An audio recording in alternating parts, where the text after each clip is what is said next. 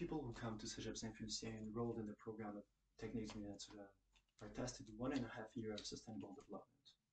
And although sustainable development here at Cégep Saint-Félicien is locally, there's also a global section around it. In fact, the UN has put forward 17 goals based around sustainable development. Now, sustainable development is how can we fulfill our need without compromising the needs of future generations. And one of these goals is goal 15.4, which is the conservation of mountains. Because mountains are home to indigenous people, are a source of fresh water for 1.8 billion around the world according to UNStat.org, and also there are rich biodiverse land. If you go up the St. Lawrence River, you find yourself in Saint-André. Near Saint-André-Mont, you'll find the Chic-Choc Mountains.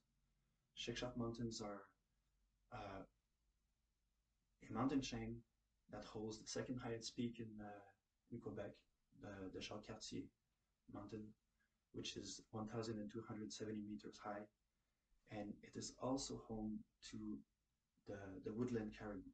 Woodland caribou, which is an incredibly endangered species in North America. In fact, there's only 70 left, and 90% of its population, according to the Minister of Fauna and Forest and Park of Canada, lives in the Chic-Choc. So you can find it anywhere else in the world, basically. So why does it live there? Well, because mountains are really biodiverse, because they have these high peaks and these low valley. You can find different microclimate. So in the low valley, you can find yellow perch, a south corn tree, and as you climb up, you'll find the old growth forest where the caribou will need to eat mosses. So in the summer, it'll walk along the path of the mountain, up and down, and it'll go down to eat mosses in the old growth. And as winter approaches, it'll climb up and it'll go through the boreal forest, mixed coniferous, deciduous, and it'll find itself in the alpine tundra, where it'll eat the lichens, the tree lichens in the winter, which is uncovered by snow.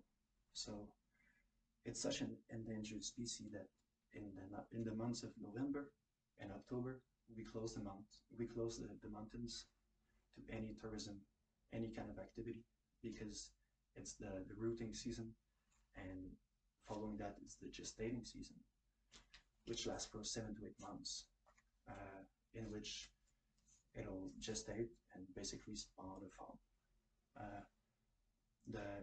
The caribou as predators in his lands, and in fact his land is such a small piece of land for him that it's filled with predators, which is the black bear and the coyote,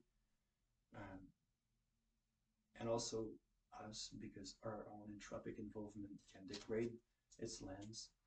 It can degrade the forest around it because of agriculture, which leads to erosion because of the forestry industry, which also lead to landslide and the loss of the biodiversity. So the loss of the old growth, the mosses, the special kind of trees, and the lichens. So it really needs this biodiversity in order to survive.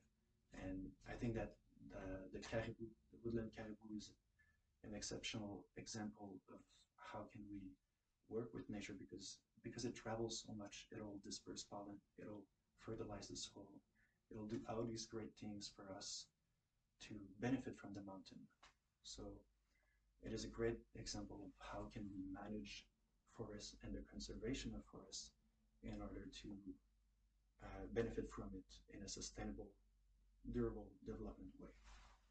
In conclusion, mountains are quite important for our own survival, as well as for the survival of other species which are particular to this special kind of region. And thank you.